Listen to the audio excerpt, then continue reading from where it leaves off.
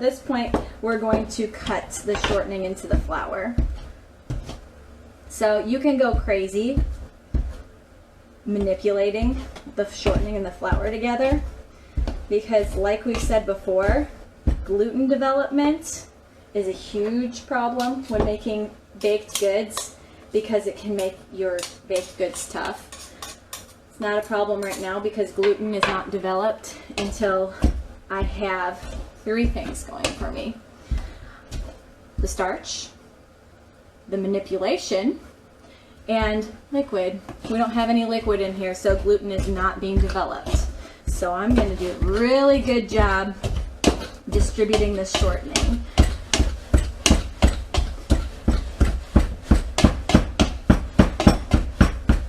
Go crazy with it.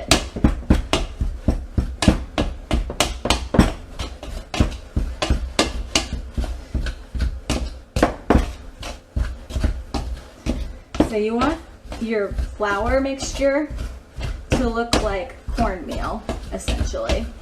Little itty bitty pea-sized pieces.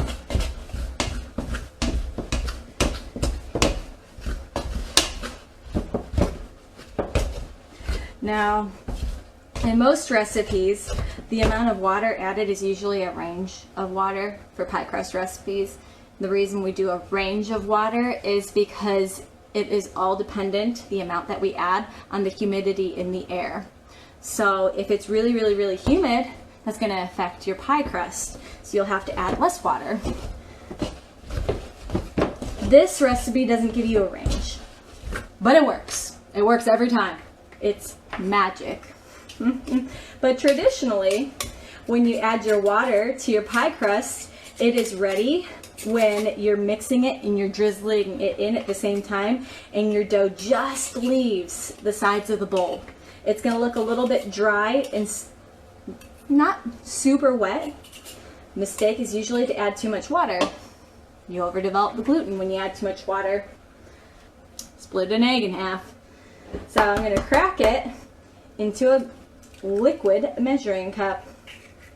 Then I'm going to look down here. Look at that. That's 1/4 of a cup. We know that 1/4 of a cup has 4 tablespoons in it. So like I said before, half an egg is 2 tablespoons.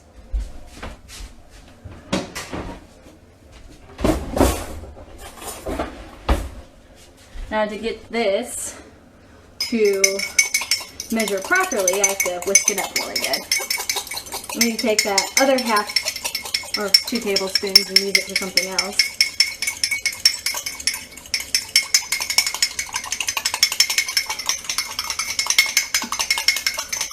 Let's see, half an egg, a tablespoon of vinegar,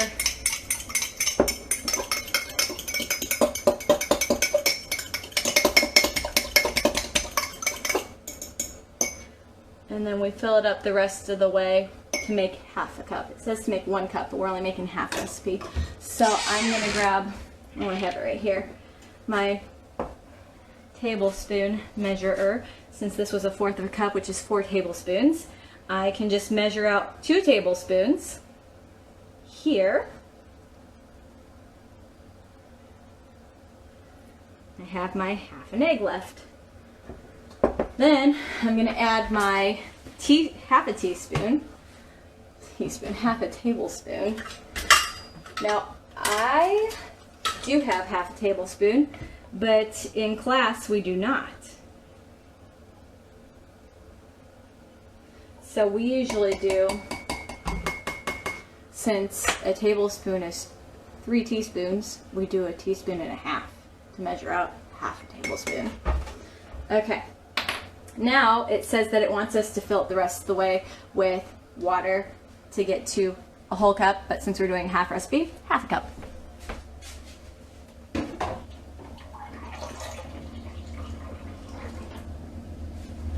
All right, we got it. Mix it up. Add a dash of salt and stir. My dash of salt is going to be 1 shake. There we go. No, 2 shakes. The salt in this recipe works as a preservative. Have you ever wondered why when you make homemade Play-Doh it starts to mold? Or why it has a bunch of salt in it? Well, that's to preserve it. So that's the same concept when we're making pie crusts. It also adds flavor, obviously. So we're supposed to add this to our flour mixture. And we're going to mix it with the wooden spoon. Oh boy.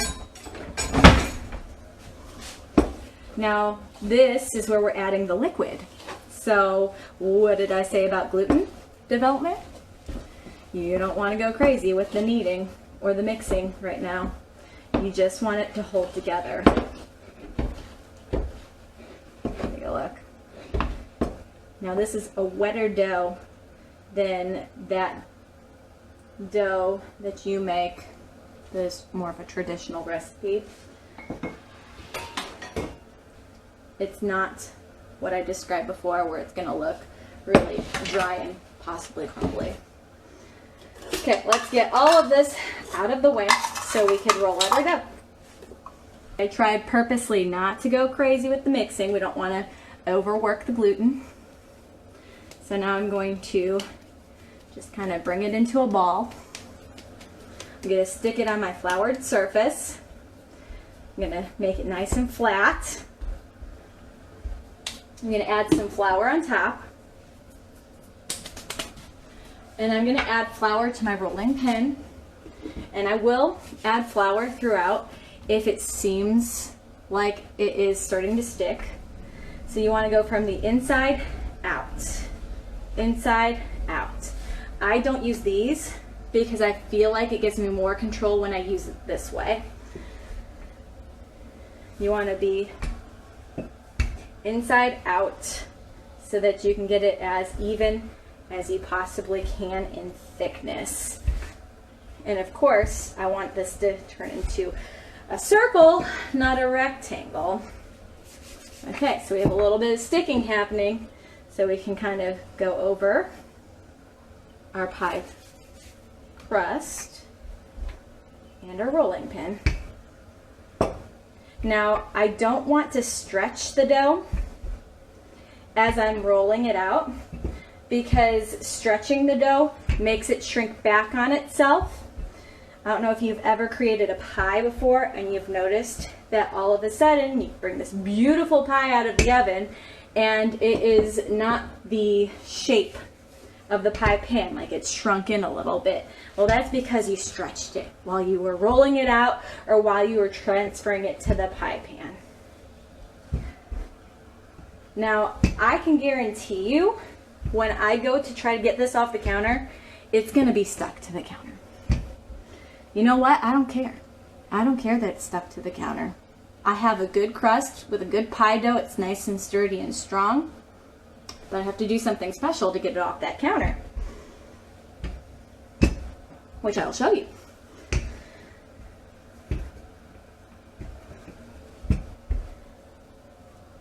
So you're probably wondering, I wonder if that pie crust is big enough yet. Seems like she's been rolling for a while. Well, it might be. One way to find out is to take your pie pan, stick it on your crust. It should be bigger than the pie pan by the amount of this. So this is about 2 inches. So this needs to be bigger than my pie pan right here by 2 inches. So I'd say this is about 1 inch, so 1 inch bigger than my pie pan. See where I'm coming with this? So we need to go a little bit more. We don't have to go crazy more. I'm going to go a little bit more flour. You can see that it's just kind of like a dusting. I'm not going crazy adding that flour because when you add too much flour, you're changing the recipe. You're changing the flour amount that you've added to that recipe. And I don't want to change the flour amount that I'm adding to my recipe. Okay, so I'm going to say this is ready. We are going to get this up off the counter. Now, like I said before, I have a trick to getting it off the counter because I can guarantee you this is stuck. First, I'm going to use the rolling pin to help me. but I need to make sure it's nice and floured up so that this does not stick to my pie crust. Second, we are going to bring our pie pan closer to us because we're going to need this. And I'm also going to stir our filling, which is looking nice and thick, still too thick or runny for adding to our pie, but nice and beautiful, thick. Ooh. I think my husband was angling for me to make his favorite dessert. Okay, so this is the pastry scraper. We've used this many times. We've talked about what this does. So this shouldn't be new to any of my students, but we are gonna go underneath this pie dough, and we are going to start helping it to come off of the counter.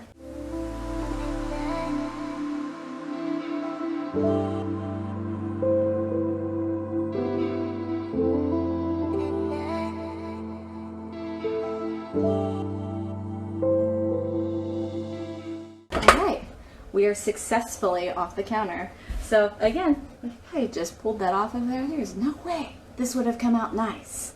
And that's where many people screw pie crusts up, because they don't realize that, yes, it's okay that this is going to get stuck on the counter. It's okay that this might not be the prettiest thing in the world. I'll show you how to fix mistakes as we roll this back out, because I'm sure there will be a few. So get this unstuck. We're going to roll it, being careful not to stretch our dough. So look at that. That broke. I don't know if you can see that. That's okay. I'm not worried about that. So I'm going to carefully place this into my pie pan so that it's not stretching any of the dough. Because remember, we talked about stretching the dough, meaning that you are going to cause this to shrink. So whatever I do, I don't want to stretch this dough, but I am going to use my hands to pat it.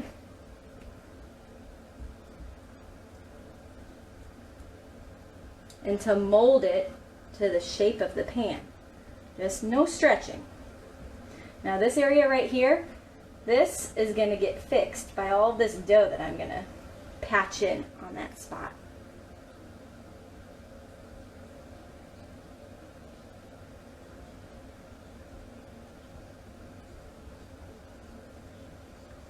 Have some air bubbles. That's okay. I just had to push them out.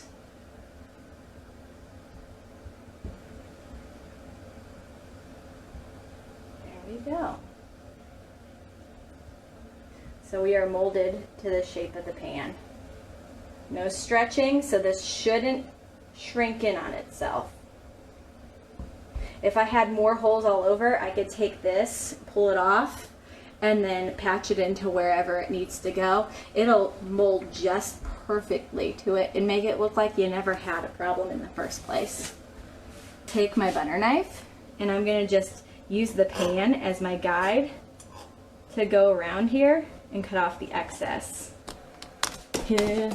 Now we are done. Look at this beautiful pie crust. Oh my goodness. Like I said before, this Amish pie crust recipe I have, foolproof. Foolproof. Just don't go crazy stirring it once you've added that water, and it's good to go.